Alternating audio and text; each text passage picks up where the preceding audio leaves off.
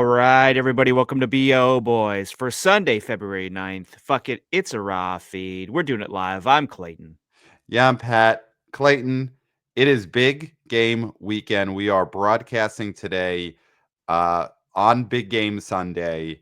And I haven't checked with our business managers yet, but we are not, as of yet, official co-sponsors of the big game, right? No. We are not. Okay.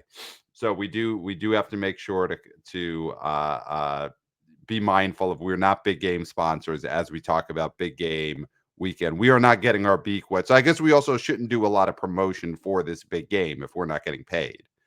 No, I think we should stop talking about it altogether, other than how it affects the box office, which it truly did this weekend. All right, well, let's get into it because we've got results. We've got a plow. So Clayton, can you give us a plow for the big game weekend box office of Friday, February 7th?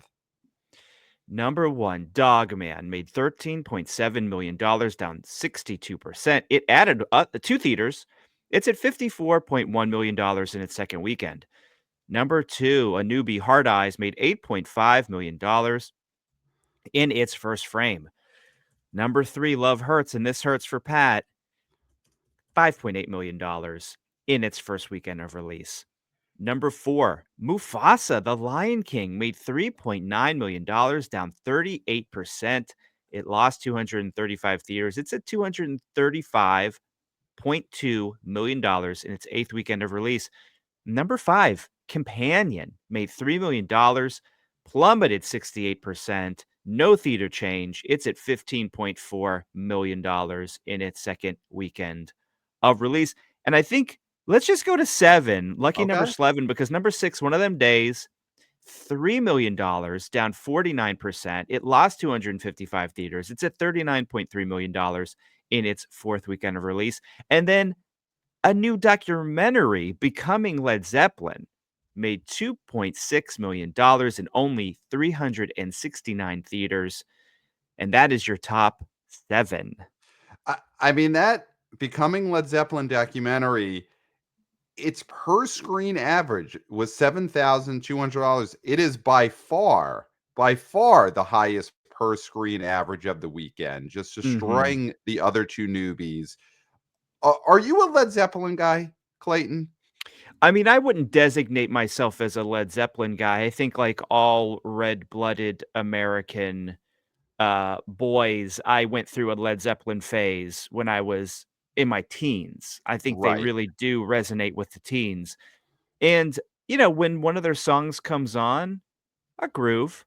I'll Okay. groove, but I don't necessarily throw them on all the time. Got it. There's just too Okay. much else to listen to. Got it. You're sticking with Taylor when it's time for you to actually choose something. But Oh, no, if no, you're no.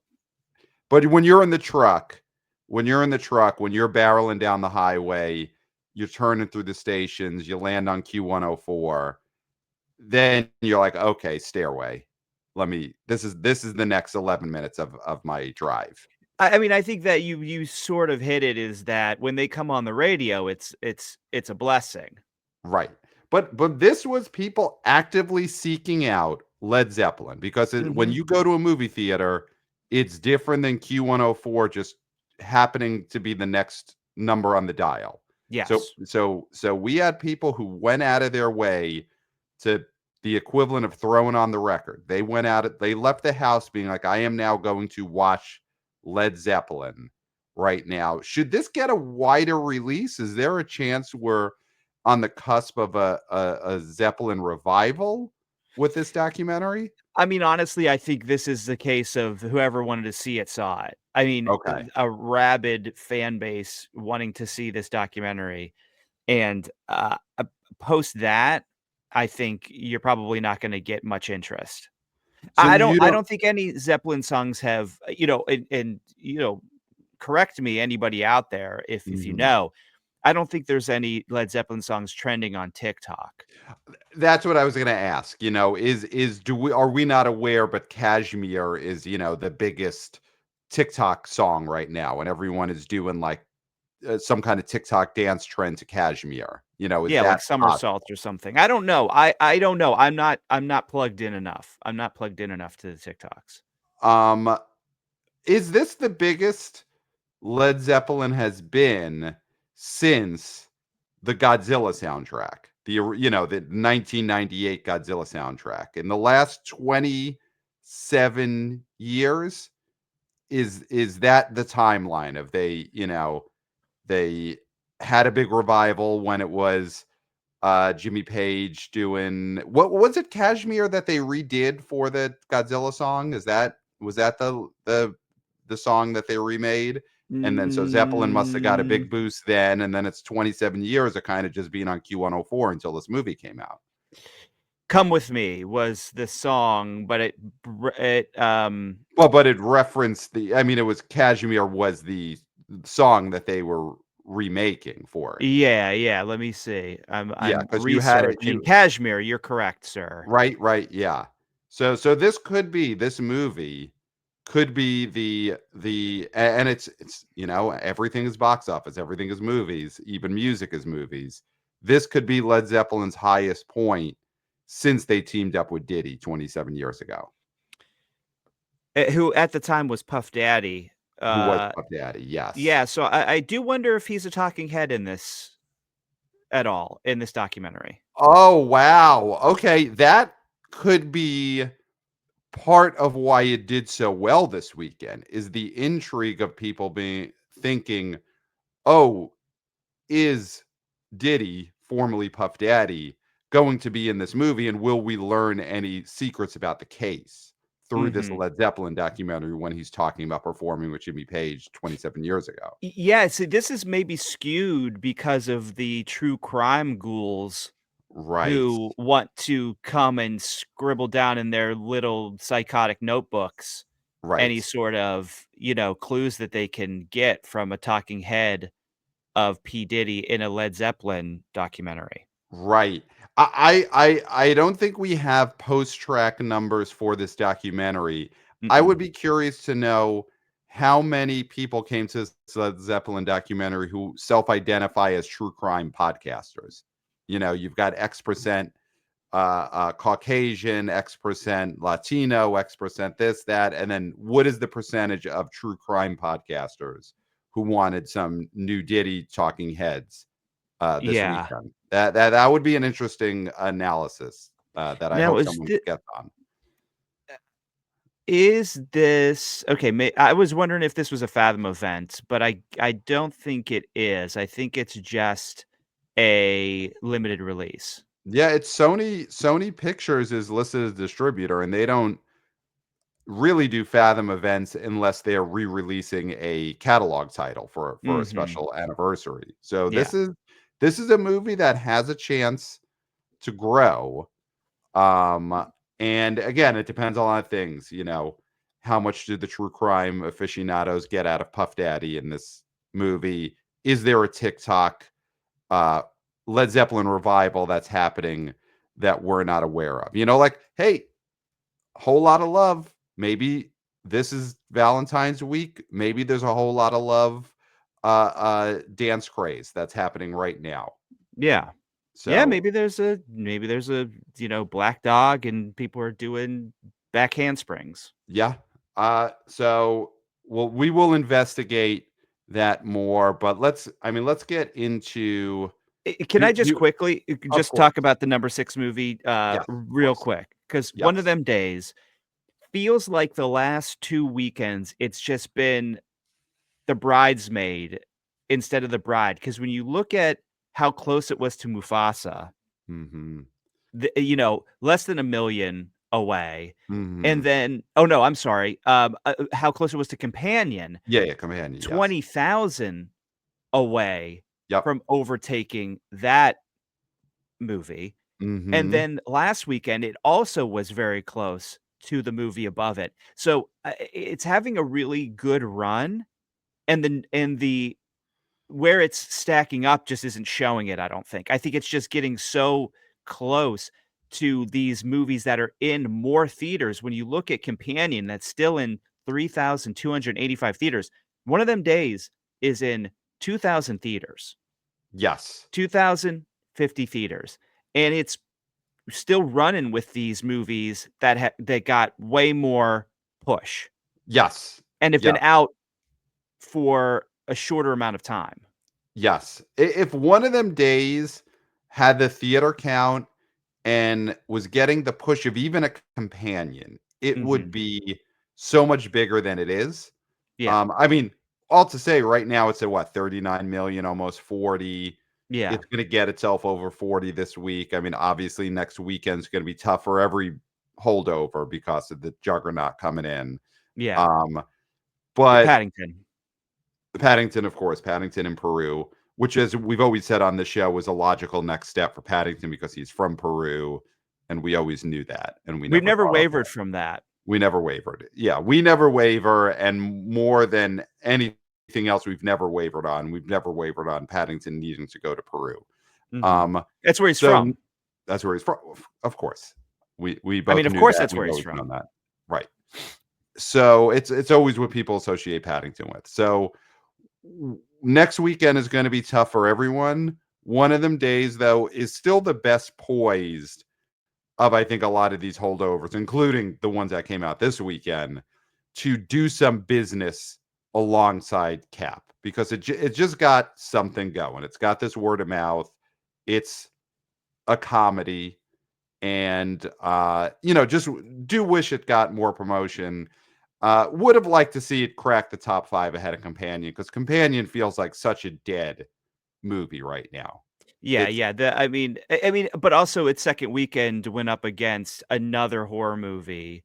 yeah, And, I think that sort of took out its knees, but if people like this movie, then it wouldn't matter. I mean, I guess that's the yes, thing too, is like they sort of rejected Hard Eyes as well, so it just would have been, well, Companion's the option because it's way, way better. I mean, it's not Barbarian, and we know that now, and it's, we know that. it's hard to compare it to that movie, uh, but it's not hard actually because that's what everybody compares it to. Right, right. Yeah. There is a reason that Zach Kreger decided to produce this movie when he got the script and not direct it as his next directorial follow-up to Barbarian. Which I think is absolutely listen, the smart choice, and I can't wait for his next film, which is what is it called? It's something It what I know definitely the is name of something. it. It definitely is something. It you would assume it's going to be a better project than Companion. We got a email related to Companion that I think kind of sums up in the end why this thing is. I mean, this movie dropped 68%, and I think it's pretty Yeah. clear people just don't want this. And I'm sorry, So Zach Krieger's next project is supposedly called Weapons. It's called okay, Weapons, okay, which is well, already more intriguing to me. so we got an email from wannabe oh boy Nick called Insolent Episode. And this was in reference to 2 episodes ago. It's our preview Yeah. episode for Companion. And he says, "Hi, boys. Love the most recent pod. As always, giving you the opportunity to get ahead of this. You revealed that Clayton was so personally offended by the movie Companion that he had a public meltdown. Moments later in the episode, you discussed the movie's horrible reception by incels. Clayton as an incel would be totally understandable given the traumatizing experience he had with his babysitter watching Beetlejuice. But this does feel like something that should be addressed before the mainstream media gets a hold of it. Thoughts and prayers, Nick." And then he says, "P.S. You never address Aaron Taylor Johnson's Hung Dong." I think that is in reference to Nosferatu. Nosferatu. He shows Hung Dong, which I did see that movie in theater. It didn't really register with me. Or I mean, neither of us saw Craven the Hunter. Could it possibly be that he showed Hung Dong in that movie in a real explicit way? I mean, no one will ever know if that's the case, but I Right. think that the buzz that was going on around Aaron Taylor Johnson was in reference to his penis inside his pants in Nosferatu. Got it. Okay, so he didn't whip it out in Nosferatu, and I just wasn't paying attention. Okay, it No, was no, in no. it was a John Hamm situation where it was Yeah, more yeah. you got to zoom in on the pants.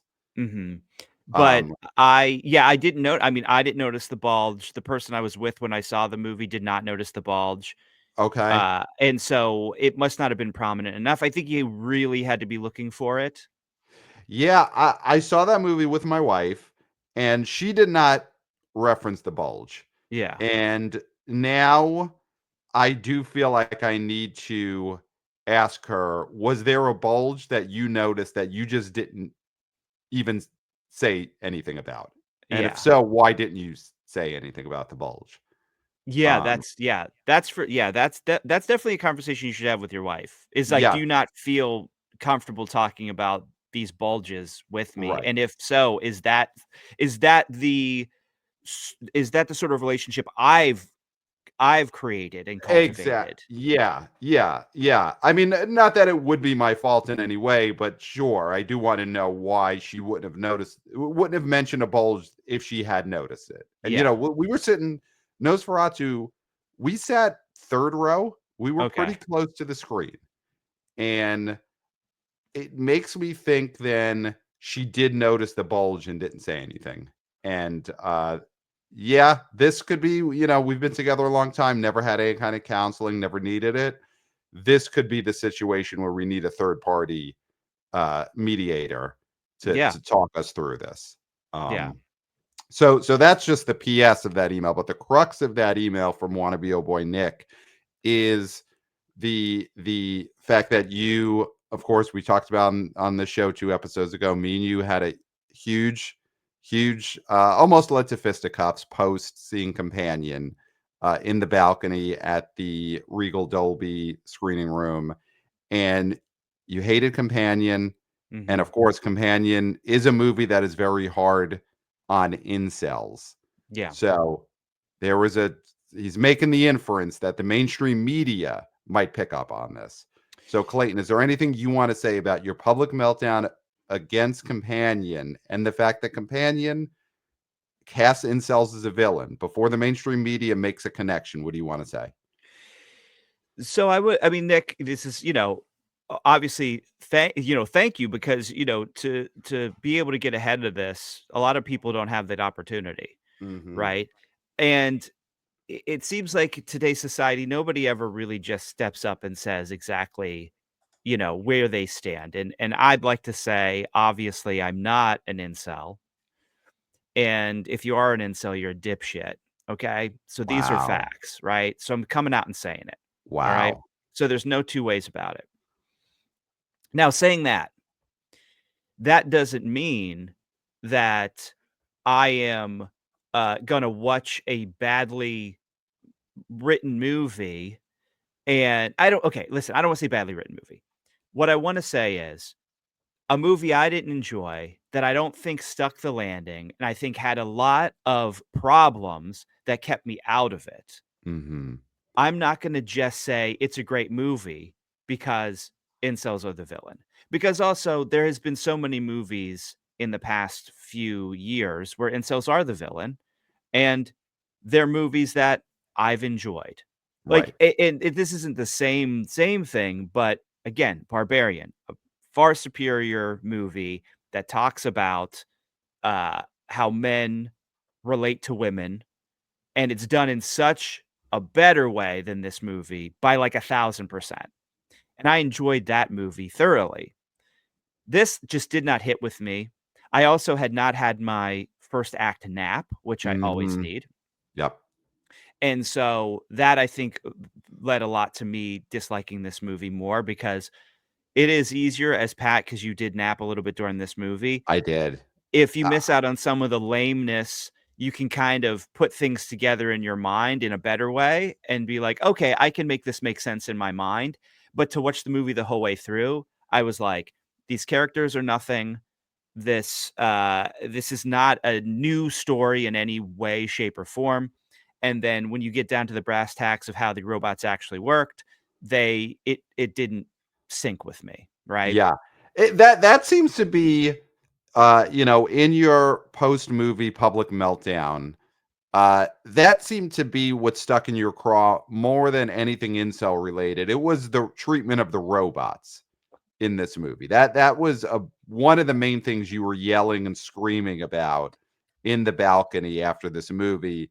is you don't think they nailed the robot. So I would, I'm not going to put my reputation on the line here, but I would back you to a degree that yes, you're not an incel. I think it's less about how they treated incels and more how they treated robots and Hmm. companion.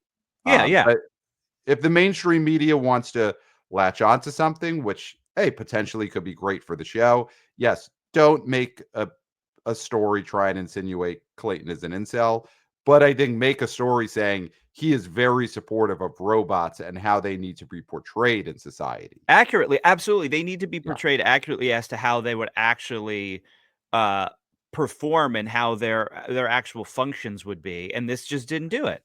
Yeah. Yeah. And yeah, this movie just 68%. I think you're right. Some of it is hard eyes coming into the market. I think a lot of it is there was no real positive word of mouth on this. And I do think Jack Quaid has to be careful. And I think Novocaine coming out, was it next month or sometime soon, uh, is a good thing for him. He should not take another incel villain role. And if he's got something in the can where he's already been filmed playing an incel villain, I think he's got to use whatever Quaid Hollywood connections he has to try and get it shelved because Mhm. he's dangerously close to getting typecast as something that I think people just do not want to see in real life or on the big screen. I mean, we yeah, I mean, even as villains, like, we've had the conversation about how gamers as heroes won't happen, right? Right. And I feel like nobody wants to see a gamer as a hero, and nobody wants to see an incel as a villain, really. Right. Because more they just don't want to see the incel In persona general, in yeah, any way. In any way. yeah. Yeah. And I think Jack Quaid now is you don't want that to be your thing. You don't want, the way Jack Nicholson was known for the smile. You don't Mhm. want Jack, if you're Jack Quaid, you don't want to be the Jack that's known as the incel. Yeah, So yeah, I think Companion should be a wake up call for Jack Quaid. yeah. Um, so let's get into the two newbies. Um, although before really quickly, Dogman dropped 62%, 13.7 million. Anything to that? Is it just big game weekend and the dads were just not going to take their kids to see it this weekend because they're just focused on big game predictions and gambling and getting as many chicken wings at Costco to heat up as possible? Like, what do you think happened here? Yeah, I think the kids are hunkered down, Yeah. with the family for the big game. I Yeah. think that's just the facts of it. I think it'll probably even out a little bit next weekend, maybe. Mhm. Mhm. I think that's it. I think this is a weekend where eh, the kids know to keep the trap shut. Mhm. You know, dad's got money on a lot of sites, and mom's just trying to keep things together this weekend, or vice Mhm. versa. Mom's the gambling addict, dad's the one who's worried. I don't know, not to genderize gambling addiction because it Yeah, definitely could go either way. But and it could be you a know, guardian as well. it could absolutely be a guardian who's an intense gambling addict, and the kid just knows I'm not going to bring up Dogman this weekend because my Now, sorry, not to interrupt you, Pat. yeah. Is there anything? Because I know there's kids who went to see this were, they knowledgeable about the IP. But do you think Mhm. they're? Because I was shocked by this information that we learned this weekend. Dogman is a dog. Dog He well, doesn't speak. He just barks. so in Dogman, the head of this entity, the head of this creation is the dog, right? Because it's and there's photos out there on the internet that I'm not going to advise anyone to look at, real faces of death level stuff. But there's photos of the surgery.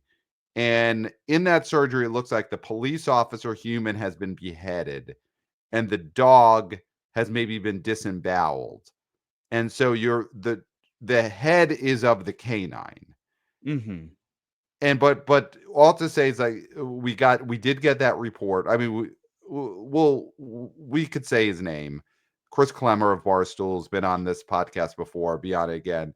He did see Dogman because, of course, he is seeing every movie that opens up in at least 1,000 theaters until he reneges on his promise to do so, which we all predict would be around April. Mhm. Um, but for he did see Dogman, and he did confirm that the Dogman uh, being acts like a dog. So what do you think that was an issue for the audiences that it wasn't human enough? I mean, it's possible. I'm just trying to think of other reasons why this could have dropped. And the fact that I was shocked by that, I thought this dog man, as a part man, would be able to speak. Right. And maybe he would use dog puns, like you're barking up the wrong tree or something like that. Yeah, yeah. But I didn't think he would just be running around barking. Right. Right. Right. Yeah, it's disappointing. Well, it's disappointing from our vantage point because I think we do, for the most part, want our characters to be able to speak a human language. But that it's Mhm. our age, and that's how we were brought up. Kids now, maybe they do just want every character to bark. I mean, I don't know. They might be sick of listening to people speak. Um, so that may have contributed to the lack of parents and guardians taking their kids to see it this weekend. You Mhm. know, they got to keep their eyes on DraftKings, not a sponsor. But that's what they're focusing on this weekend. And the parents just don't want to deal with listening to a dog bark for an hour and a half while they can't focus on their gambling. Yeah, because, I mean, they probably have a dog at home. Right. Right. Right. So larger than expected drop for Dogman. I mean, this movie overall is still doing really well. We'll talk about on the next episode, the preview episode, how how its audience could be split by Captain America Brave New World coming out next weekend. But I do think the kids are going to get back to this. I think we're going to see a rebound this week and next weekend for Dogman. I don't think Dogman's dead yet just because of this big drop. No. Now, Um, do we wanna talk about a movie that is dead? Or let's do it. It's time to rip the Band-Aid off. Um, let's Love do Hurts? Come on, talk about it, Pat. How does this feel? I mean, you did get the 1 point 'cause we obviously now for people who are new listeners, we have a box office fantasy league going on right now. Part of the rules, for every $5 million a movie makes, you get 1 point. If it will open number 1, you get another point. Obviously, Love Hurts was not gonna open number 1, but it did get 1 point. Yeah, so this is One measly point. I'm sorry, 1 measly point. I have to, yeah.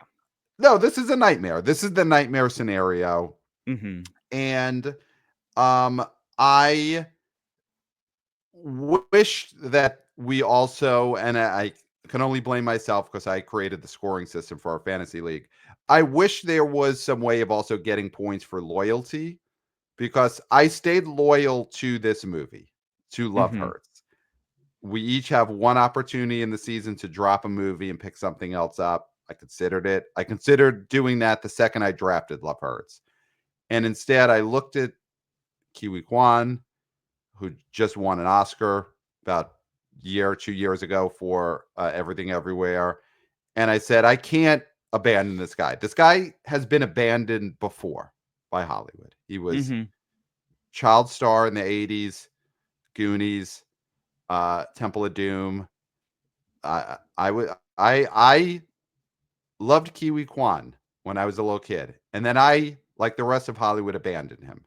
Didn't think of Mhm. what he was up to for the next almost 40 years.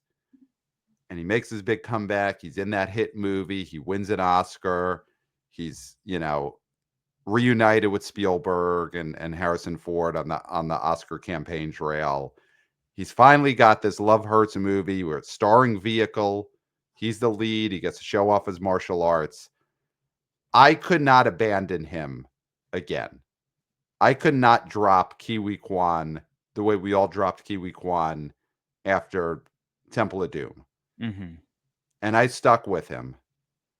And in return, I got this disastrous opening weekend from, and we're not critics, but I did see this Huh. movie in the movie theater last night. One of the worst movies I've ever seen in a movie theater. Okay, and you've seen a lot I've of seen movies in the movie theater. been seeing movies in movie theaters since I saw Gremlins at 3, almost 4 years old. First movie I Mm-hmm. ever saw. Um, so we're looking at 40 years of uninterrupted, nonstop movie going. Love Hurts last night is one of the worst movies I've seen in a movie theater. And I saw this movie with our pal, Chris Klemmer, who is Mm-hmm. seeing every movie and he is in real time ranking them. Yep. Uh, and movie ends and he looks at me. He goes, Wolfman has been topped. This is now the worst movie of 2025 so far. Wow. So read that blog entry. I'm sure is dropping on Barstool any second. His review of Love Hurts, which according to him last night is now the worst movie of the year. So that is what I was rewarded for my loyalty with, was this Wow. movie. Clayton, I got to ask you, you refused the offer to come with us to see Love Hurts. I You did. could have came to this theater with myself, Clemmer. We had spent all day working on a project, which is going to be fantastic, and He's you'll great all in get it. to see it. You all get to see it. We won't spoil anything. You're going to get to see it probably in a month. Mm-hmm. And then afterwards, it was all right. Let's go see Love Hurts, and you said no. Yeah. Yeah. And it's Um, not because of Chris Klemmer, who's a great guy, right, obviously, very obviously, talented. But you speak of loyalty, Pat, and you speak of loyalty to Ke Huy Quan, and I have to speak to loyalty to podcast Jesus himself, Kirk Minahan, because I have not yet seen a movie with Kirk. wow, And so until I see a movie with Kirk, I don't know if I can see a movie with Chris Klemmer. Now you wow. can. You seem to not care about dancing with the one who brung you, right? Which I've always been told is the way to go. And listen, I love, I want to see a movie with Chris Klemmer. Great guy, funny guy, had a Right, blast with him. But one of those, something just inside me was like, you know what? Got to be loyal to Kirk.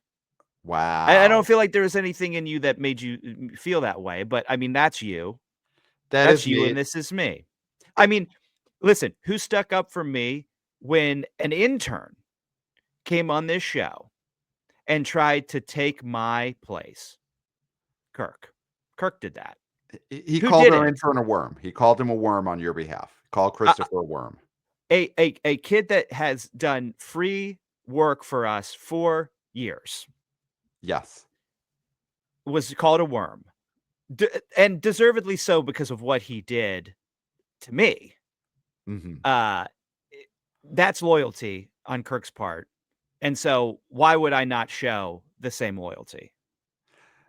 So the loyalty that I tried to show Ke Huy Quan by not dropping his movie, by seeing his movie in the theater, Mhm. that loyalty you would say is null and void because I went to see a movie with Chris Klemmer before seeing a movie with Kirk in the movie theater. So you think in It's the end, is it my loyalty uh, to a movie star? no, It, that's look, come on. I mean, you can't an say movie actor star. who's Guy in in a movies, movie, actor in a guy in a movie. movie, guy in a Love movie. him, actor in a movie. Yeah. But you think then it's overshadowed by the disloyalty because I did not even consider that. Of course you I will say didn't. that I did Of not course you consider. didn't. Self-serving is what this was because you have this movie in the draft. Yes. Real loyalty would have been dropping the movie and then still seeing the movie. That's loyalty. Okay. Okay. But then not seeing it with Chris, who was rather than seeing it with Kirk. Listen, that's what I'm saying, is that I Because he wanted to did. go I mean, see this this all movie. comes back to, of course, Kirk did. He ripped on his show, ripped the BO Boys. He said the phrase, "I'm not happy with the BO Boys today," after Mhm. Chris Plummer was originally on our show a few weeks ago, and we all talked about going to see a movie together. Yeah, So absolutely. that's where this stems from. And there seems like there's a lot that needs to be hashed out in a public forum Yeah, I mean, that hit a regarding chord with movie me. going. Yeah. That hit a chord with me. Yeah. And that's the thing. This is nothing against Didn't hit a chord with Chris me. I Clemmer, didn't register. who I wanna see a movie with. Jeff Delo, love to see, I mean, we're gonna see a movie with him too at some point, Right, right. but there feels to me like we gotta see a movie with Kirk first, or at least Yeah, I do. I mean, now at this point, there's no right. going back. There's no going back for me. Yeah, yeah. You might as well just call Jeff Delo today and be like, "Hey, what are you Right, doing after the right. big game? Wanna see After the big game, yeah, yeah. wanna see a late night movie." Right, right.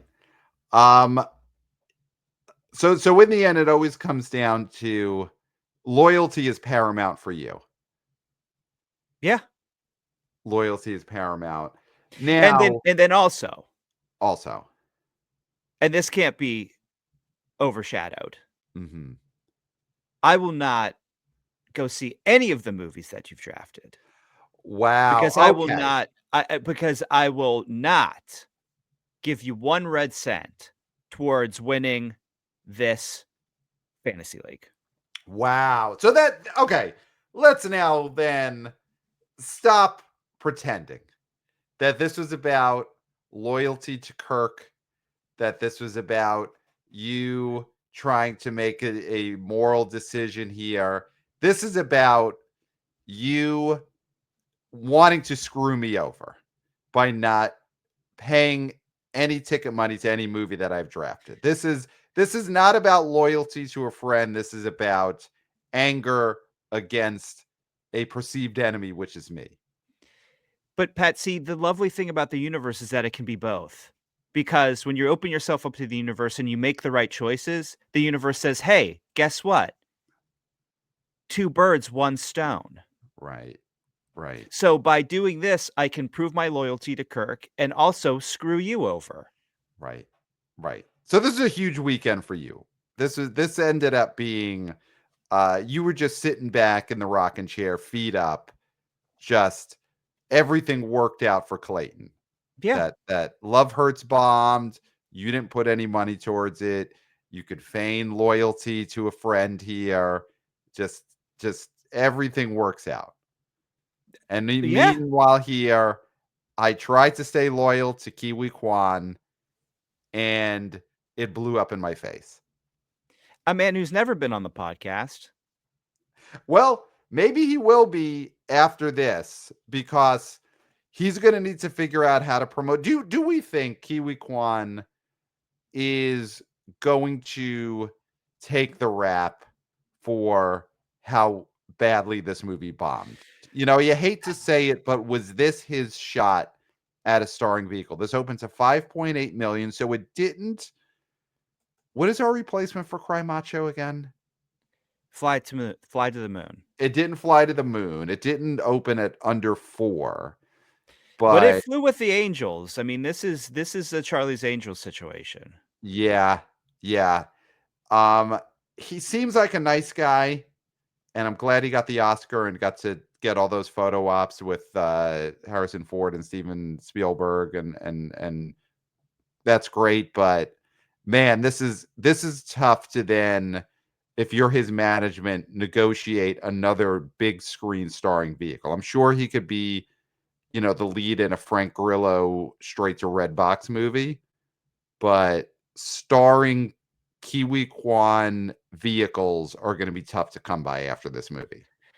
This was his shot. And Yeah, listen, we gotta treat this guy like we treat anybody else, right? Mhm. Because I know you know, we have feelings about him akin to like a Jackie Earl Haley, right? I mean, I Yeah. think you got that sort of like you want to root for these guys who had young stardom, were living in the desert basically when it comes to Hollywood, and then come back in a big way. Now, Yep. Jackie never got that gold, but he was nominated for it. Mhm. Mhm. Kiwi did it. Good for him. But then now you're with the big boys. Now you got to open a movie, and we can't just be like, ah, poor guy. Right. People didn't want to see it. Right. Right. People didn't want to see it. All Right. that goodwill did not translate to tickets. Now, again, this opened on big game weekend. Big game weekend. Yeah. Save myself. And that was bad placement, I think, for this movie, just because it's an action movie for dudes. It's got Yeah. Marshawn Lynch in it. It is. There is no weekend though where this movie does any better. That much better. It Yeah. and we're not critics, huh? Huh? But this was bottom of the barrel project that was Mhm. given a Ke Huy Quan. He was set up to fail. And you brought up Jackie Earle Haley, and he got the Oscar nom for Little Children, and then he did get or find himself in a couple of good projects afterwards. Watchmen's an underperformer overall, but it opens huge. That's a huge movie. He's got a great part in that. I think the Mhm. Jackie R. Haley thing continued to roll with Watchmen. He took over for Robert Englund as Freddy Krueger in the Nightmare on Elm Street reboot. That movie's He was bad, but that movie opened big too. He had big projects in a way that I'm looking at Ke Huy Quan's upcoming, and he's a voice in Zootopia, and that doesn't matter. It'll be a huge hit, but doesn't matter. Electric State voice, which is God, is that the Russo brothers Netflix garbage? So he doesn't seem to be getting a big part in a guaranteed big production like what The Watchmen was for Jackie Earle Haley. Like this was his shot, and this was destined to fail because this was a garbage project from day one. Yeah. And Jackie Earle Haley, a co-star of mine in Shutter Island. That's right. That's right. So yeah, We were both in Shutter Island. wow. Did he also almost kill Scorsese by screaming No, in it the was in not a much time? more direct way. Oh wow. Okay. All right. Can't get into it, NDA. Yeah, got it. Okay. So that's for the But he books. was in the right. He was in the right. Jackie He was was in the right. got it. When you were sitting up there just like bang clanging metal watching what was happening and just screaming, you were like, get him, Jackie, get him, Jackie. You just don't have no clue about my part in this movie, but I'm not gonna tell the story again. People can di dig through the archives. That'll be something you could do. Dig through the archives to find my story of almost giving one of the greatest American directors of all time a heart attack on the set of Shutter Island. That'll be So your homework assignment. yeah, if you're not interested in watching the big game tonight, that's a great way to use those 4 hours is Yeah, dig find through the that story in the archives. archives. So Love Hurts. It's just just such a terrible movie. It is.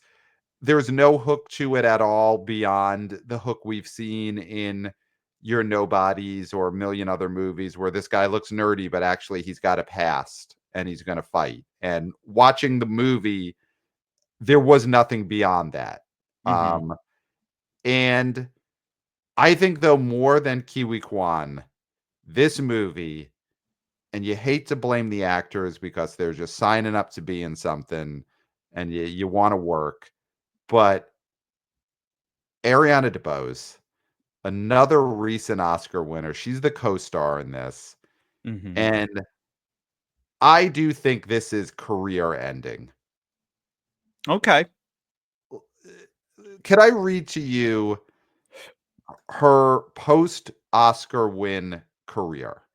Sure. So Ariana DeBose wins the Oscar for West Side Story, comes out December 21. She wins it in spring 2022, wins the Oscar supporting actress.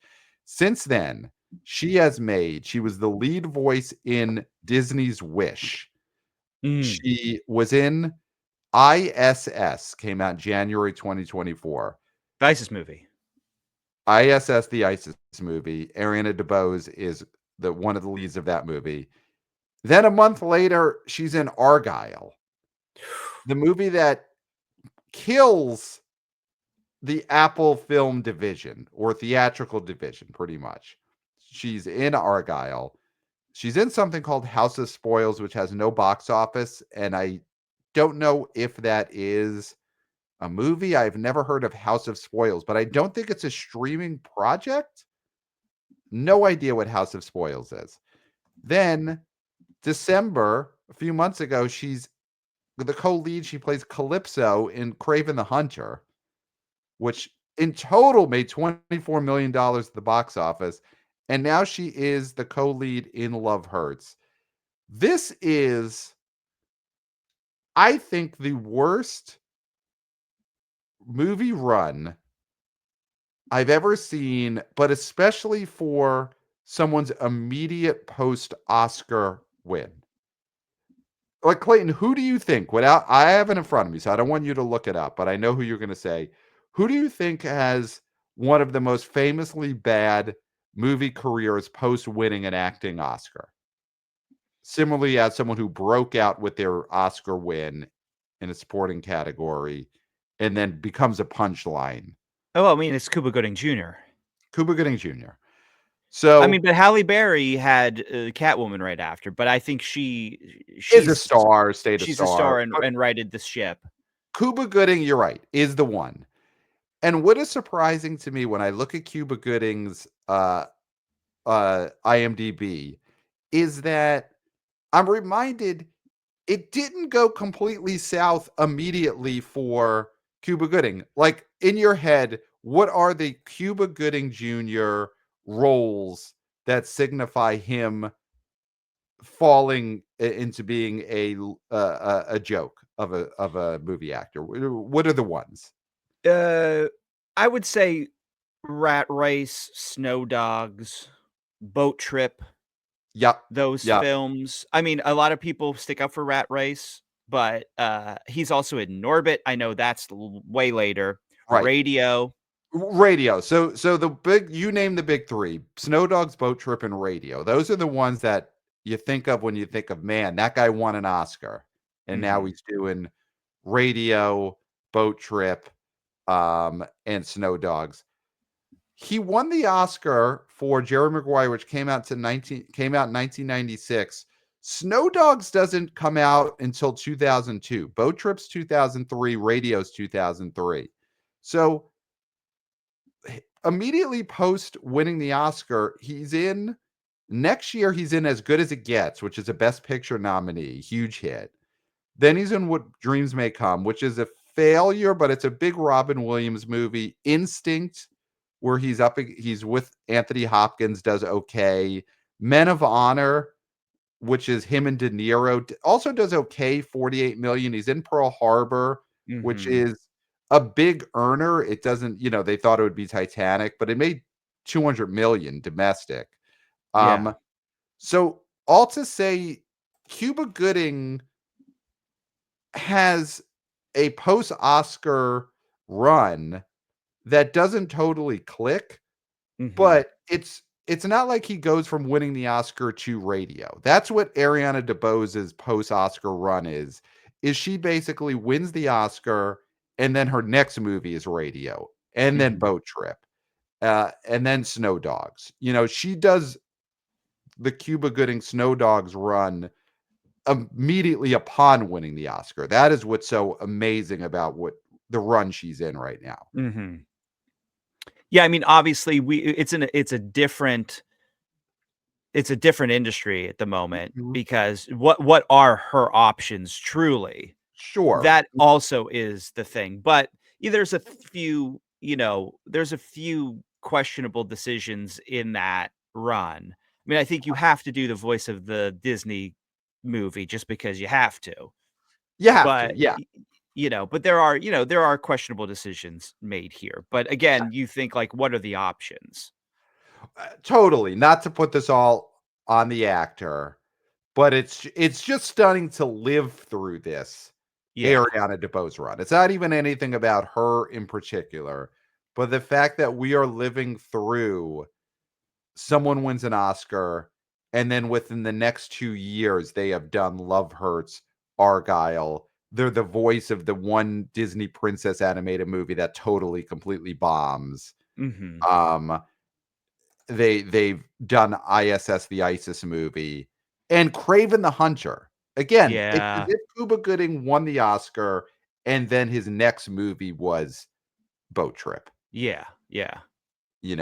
That which is not what happened. It happened in our mind. This is a real Mandela effect situation, I think, where people remember Cuba Gooding Jr. winning the Oscar, and then he follows it up with Radio, and that's not what happened. Yeah. Yeah. Radio comes out 7 years after Jerry Maguire. The Kuba effect. Although we probably don't wanna be talking about him a lot, other than in this conversation. Cool. Okay, To got to it. name Yeah, a this to name an effect after him is probably not the best thing, because then people will be like, "Well, what exactly are we talking about here?" exactly, and the answer to that, of course, is in the Led Zeppelin documentary. Mhm. Yeah. Yeah. So, um, yeah, Love Hurts is just it's the nightmare scenario for me, and I think it proves to me going forward, never be loyal. Never be loyal. I wanted to be loyal to Ke Huy Quan, so I didn't dump this movie for something else, and it blew up in my face, and that is the last time I will ever be loyal to anyone. And I am looking at you, Clayton, right in the eye because we're podcasting together. Just to let you know, I Mhm. will never be loyal again. Somehow I don't think that'll be difficult for you. No, no, but I wanted to state it. I wanted Sure. to state it. It You feels should good state to it. say it. It feels good. That you will forever be disloyal is something that feels good for you to say. Yeah, to get it out Okay. loud, to get it on the public record. Mhm. Um, So anything I declared myself not an incel, on this episode? on this episode and condemned them. And your Yes. big statement of this episode is, "I will be disloyal to everyone going forward." Yes, yes. This is a Great. big episode for us for our, mission statements for the next phase of our lives. Yeah. Public declarations, yeah. Now, let's talk about this Hard Eyes. Sure. I Why mean, I'm not? really having a hard time getting up for this movie to even talk Mhm, about it. mhm. Obviously, most people had the same reaction to this. Couldn't get it up for it. Yes. And I think, talking about the true crime ghouls who went to the Led Zeppelin documentary to scribble down notes about P. Diddy.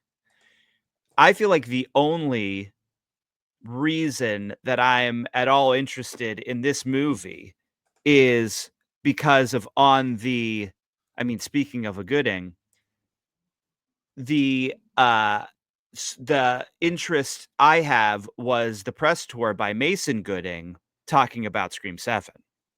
Oh, okay. What did we That's the get any only more news? interest I have. Well, this is the most brutal ghost face you've ever seen, Mhm. which is sort of what they say. You know how every WWE event has sold more tickets and has set a record for, attendance? Yeah, than the one that was set a week before. Right, right. Yeah. That's sort of this is the brutal ghost face you've ever seen. So we know this is the most brutal ghost face you've ever seen. Mhm. And there were prosthetics in this movie that made his stomach turn, so it's gonna be very gory. Okay, so I'll stop you there because you would assume in a Scream movie the prosthetics were used for gory kills, mutilation, all that stuff. They also announced this week Scott Foley's coming back. They announced what other cast members are coming back to Scream. Well, Matthew Lillard Matthew is Lillard's coming coming back. back. Could those stomach churning, nauseating prosthetics be whatever they used on these actors to have them be screen ready and to possibly look younger? Could it be some kind of de-aging prosthetics that he saw on Matthew Lillard on set that turned Mason Gooding's stomach. I mean, it's probably I mean, I would think that they would be using AI technology, to turn back the clock, but who knows? I mean, Who this knows? this could be old fat I mean, we've seen actors use prosthetics to look older, Right, but I but think we've rarely seen the opposite. So is Kevin that could be Williamson being like, "Hey, let's test this out." right. Where Mason Gooding bore witness to a uh, some kind of clay face of Matthew Lillard from 1995 that Mhm. was then pulled onto Matthew Lillard's 2025 face on set. And maybe that's what Mason Gooding saw that It's nauseated him. Well, so in a quote, Mason Gooding said that Matthew Lillard's return is far different than anyone will be able to anticipate. Wow. So It's that's possible. possible. I mean, that's maybe what he's talking about. It could be tied into the prosthetic that made him almost, uh, vomit. Could Hard Eyes have opened bigger? And it opened fine for what this movie is, 8.5. It's Better whatever. than Love Hurts. Better than Love Hurts. Better. I could have drafted this instead of Let Hurts, and if I knew what I knew then, what I know now, I would have been disloyal and done that. But um, this movie have opened better, Hard Eyes, if they had included exclusive interviews about Scream 7 from Mason Gooding in the actual movie, where that was a promise of come see Hard Eyes, you sit through this movie, but then you're going to get Mason Gooding talking about Scream 7 casting news. Like, honestly, if they had done some reshoots on this Mm-hmm. and the character in this movie that Mason Gooding plays is, an insider on Scream 7, right? Mm. And he's talking about I mean, make him Mason Gooding, and he's just talking about shooting that movie. Yes. Then Yes. then I When he's see on the it. date. That because it's Spyglass. They own both of these things pretty Okay. much, So they could have right? done that. Mason Gooding could have played himself Yeah. in Hard Eyes post having just filmed Scream 7. Yeah, and he could drop a few things in between running away from you know, from, Right. what Hard is Eyes the Killer. Hard Eyes, Hard Eyes the Killer, Hard yeah. Eyes Killer. I think that would have gotten people out because as much as there's so much controversy about the Scream franchise and what happened with it, and I'm not gonna get into that, but I do think fans of the franchise, like myself, are morbidly fascinated with this 7th entry, Yes. Yes. and there's so much interest that I would have gone to the theater this weekend if I knew that I would have learned something about Scream 7. Yeah, this Scream 7 movie, I think fans are not anticipating the movie being good. I don't think fans are looking forward to the movie, but we are fascinated in the making of this movie. Oh, Um, yeah. I, I would love for Scream 7 to be released with a companion documentary the same weekend. Yes. You Oh, yeah, what? yes. That's the Fathom event. Yes, yes, yes. The sort of like Heart of Darkness documentary about making of Apocalypse Now. Give us Mhm. that about Scream 7. Yes, I hope, and I'm not sure if Kevin Williamson has a partner or not, but if he does, they need to be rolling film, Yes, they need to be following everything that's going. Yes, following 100%. everything that's going on Yeah, and narrating it and being like, "This is how Kevin is feeling now at home," and that's what we need. That is yeah. what we need. I That would see that movie documentary, before I'd see the actual movie. yeah, and definitely before Hard Eyes. That Yes. movie opens bigger than Hard Eyes would. So, it doesn't seem like this is going to catch on. It doesn't seem like the Hard Eyes Killer, who does have a cool enough design, got the eyes and the heart in the eyes look. Yeah, I mean, they tried. They tried, but I don't think Hard Eyes Killer is going to, never mind get at the table. I mean, the Hard Eyes Killer probably doesn't even get hired to the catering crew that serves a meal at the table of Freddy, Jason, Art the Clown, of course, Mhm. Chucky in the high chair. Chucky in the high Um, chair. so I don't even think Hard Eyes Killer is hired to serve them someday. Oh, yeah, no. Yeah. No. Maybe he's checking Um, IDs at the door, who knows? I don't think he knows where the address is. I think Hard Mhm. Eyes does not know where this dungeon is that they're all having a meal at. So yeah, nothing coming out of this. I don't think this matters for either in the stars. They got to be in a movie, and someday if they're in a bigger movie, Hard Eyes will be something that they say they were in or not. Mhm. Um, so that is, I would say, it for the box office. Clayton, I do quickly want to ask you if Hmm. you've been following the rapidly evolving Oscar race, because a lot has happened in the last 24 hours of this Oscar race. And I don't know. I feel like you're not aware of what went down last night. Oh, why would you say that, Pat? I am very aware of ANORA Wow. Okay. and its huge rebound question mark. I mean, to most people, it feels like a rebound, but I guess this movie never went anywhere. It just Yeah. got So overshadowed by controversy. yeah, it's wild to think that 4 or 5 months ago, Anora was the consensus gonna win Best Picture, and then Brutalist came out. I mean, frankly, Anora came out, and I think the public was a little colder to it than they expected. Brutalist got all the, this is the best movie of the decade or whatever. The film fans section, they went Brutalist over Anora, but I mean, last night Anora won the PGA award for Best Picture. Sean Baker won the DGA award for Best Director, and it won the Critics' Choice Award on Friday night for Best Picture. So Anora is now becoming the favorite, that kind of heavy favorite to win Best Picture at the Mhm. Oscars. I'm stunned, though I guess we shouldn't be, and I guess Anora was always everyone's favorite movie?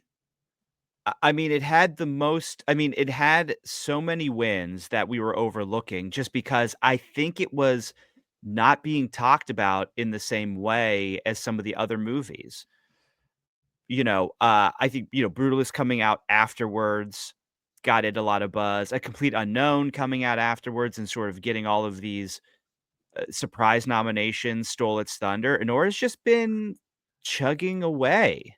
Yeah, and I do wonder if the Amelia Perez votes, which, I mean, that movie's done, and if people were considering voting for that for Best Picture, where do their votes go?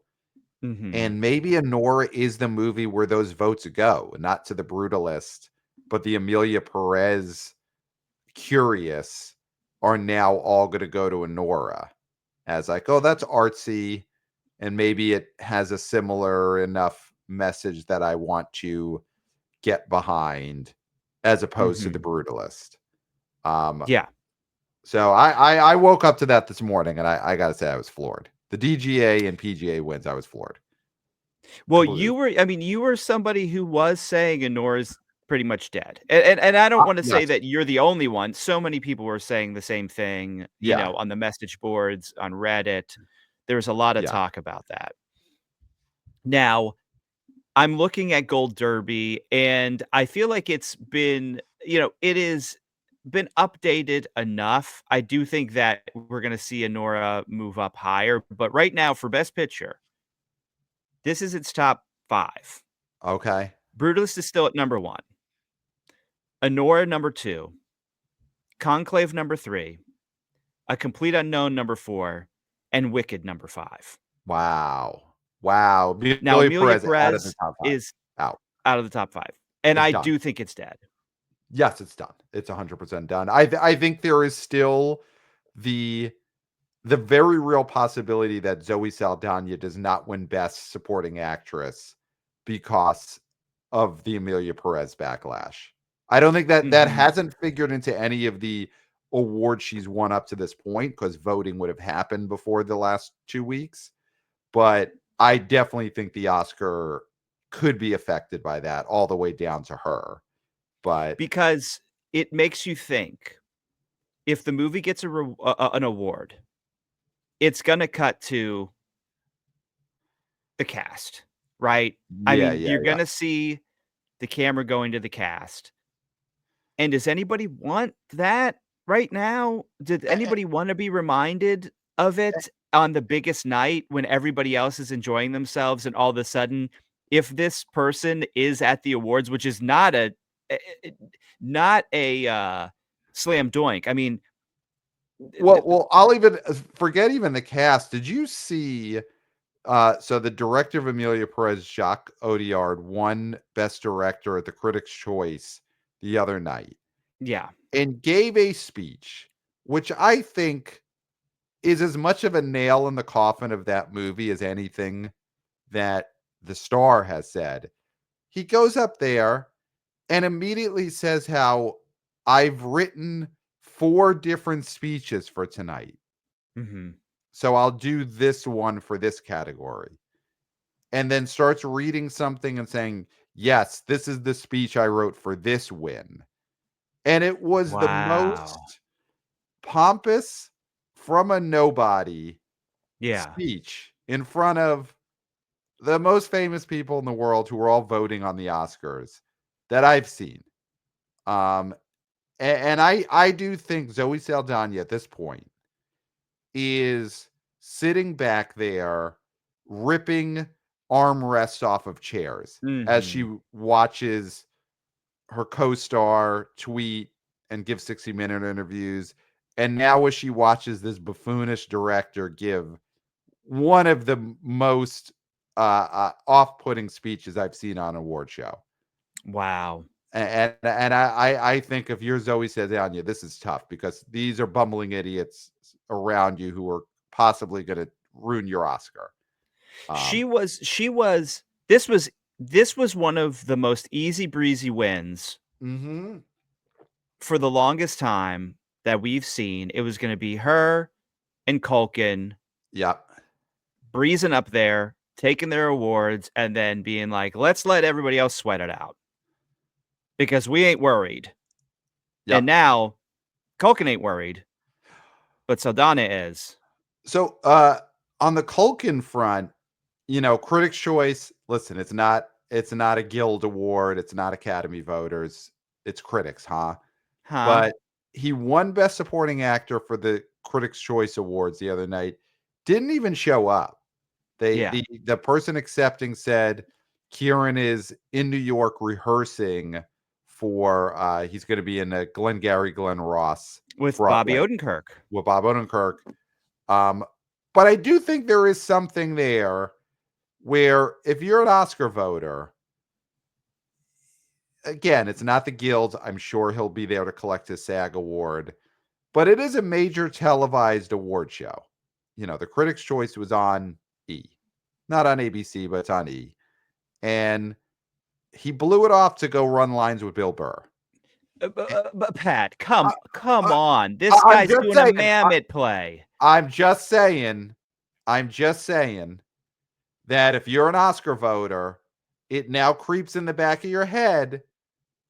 Is he possibly going to blow off accepting? If I vote for him to win this Oscar, is this guy going to blow it off to go run lines with the guy who did the Opie and Anthony Philadelphia famous YouTube rant? Mhm. Is that what is a possibility now?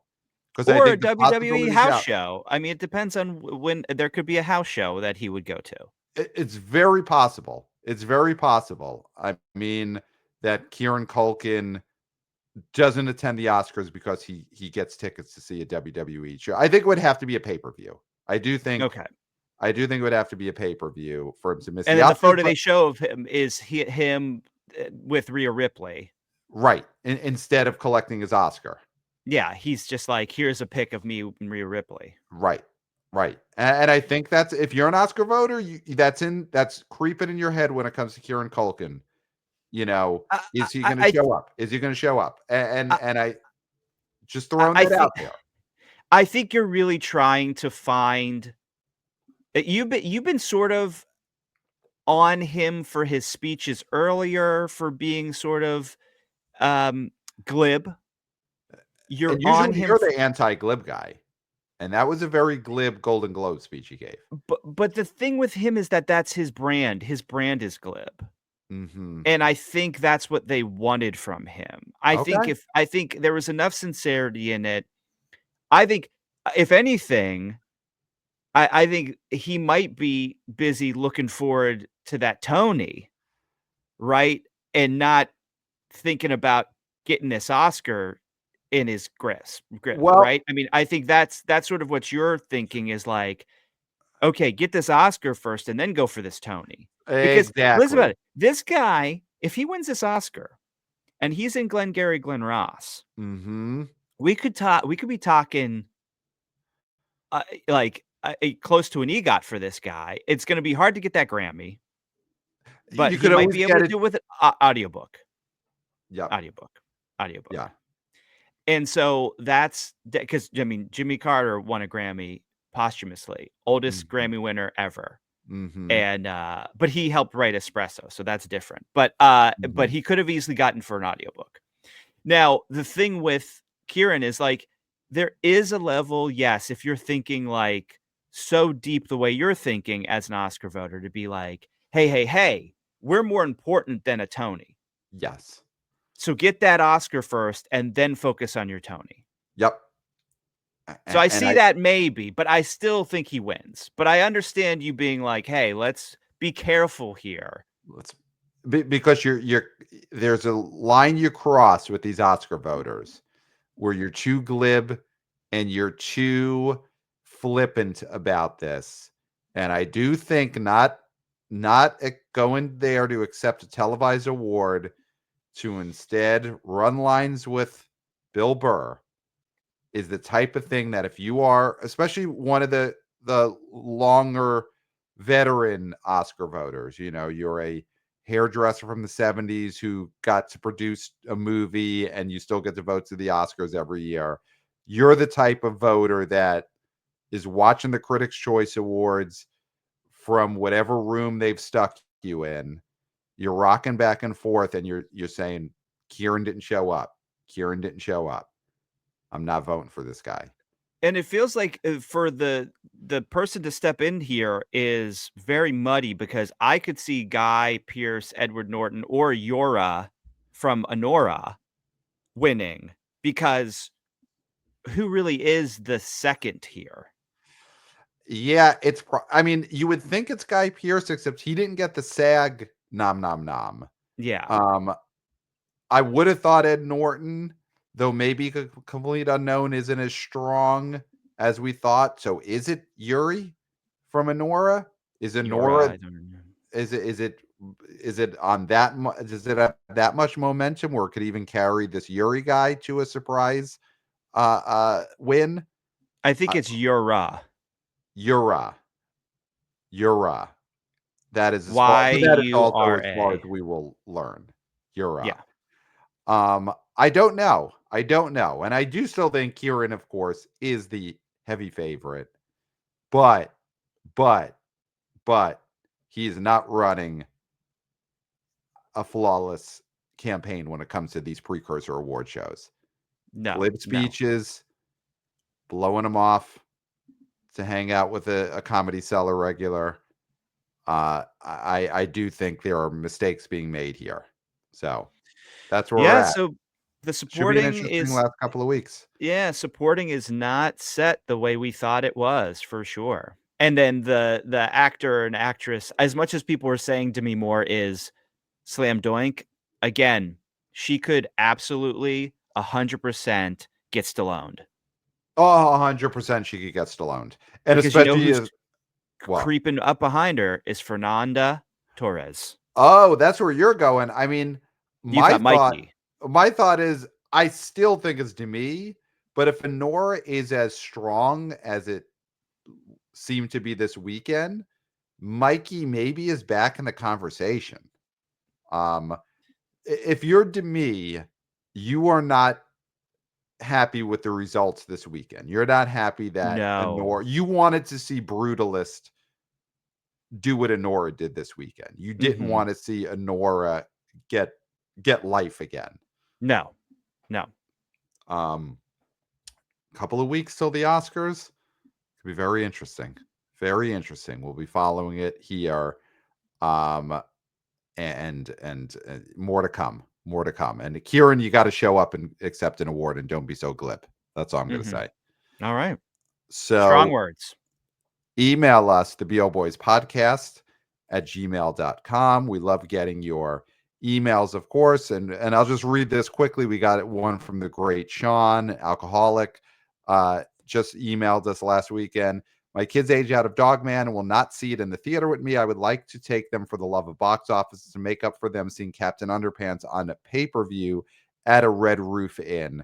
Regrets. Yeah, I got a few. Sean, alcoholic. Sean, don't beat yourself up about it. You Mhm. know, I'm sure 30 years from now, your kids are going to look back at watching Captain Underpants on pay-per-view at that Red Roof Inn, and they're going to say, "Oh, but those were the days. Those were the Yeah. days." That So was so much fun. that was so much. Yeah, you made a great memory for those kids. Uh, Interesting to hear they refused to see Dogman, but I don't think it's because of a negative Captain Underpants experience at that Red Roof Inn. I'm sure they love No. that. Yeah. So email us, theboboyspodcast at gmail.com. Of course, 5 stars on Apple Podcasts. Give us a review, drop the 5 stars. Very simple review. Love the show, blah, blah, blah, whatever you want to say. But the 5 star is important for more people discovering the BO Boys. So do that on Apple Podcasts. Follow us on social media at the BO Boys Pod, on TikTok, on Instagram, Twitter X for now, and possibly new platforms coming soon. Want to be a VP of interns, Christopher, is investigating and seeking sponsorship and payola deals for the BO Boys on these new platforms. Mhm. But follow at the BO Boys Pod on socials right now. We are YouTubers. Hey, guys. Hey, guys. So, of course, if you're only listening to the podcast, you're only getting half the story. So, watch the BO Boys on YouTube, subscribe to our channel. Lots of great stuff coming there soon. Of course, every episode is up there, but there's always web exclusives that we're cooking up. So, make sure to subscribe to the BO Boys YouTube channel. And the Substack is back. It's flourishing. I mean, we just published a new article, I think a day or two ago, focusing on these Scream 7 casting news that people may have missed. There are a lot of ones that I think we've talked about. Matthew Lillard, Scott Foley coming back, but a lot of Scream casting news items that really didn't bubble to the surface, but the BO Boys tackled them in this new Substack article. So Yeah. must Yes. read, and subscribe to the BO Boys Substack. Articles coming every few days there. And that is it. Man, I got nothing left, Clayton. Pat, I finished, and you've Great. said it all. There's nothing left to be said. Awesome. I'll be out of here now. Except for until next time. Will We'll smell smell you you at at the box box office. office. Nailed it. Nailed it.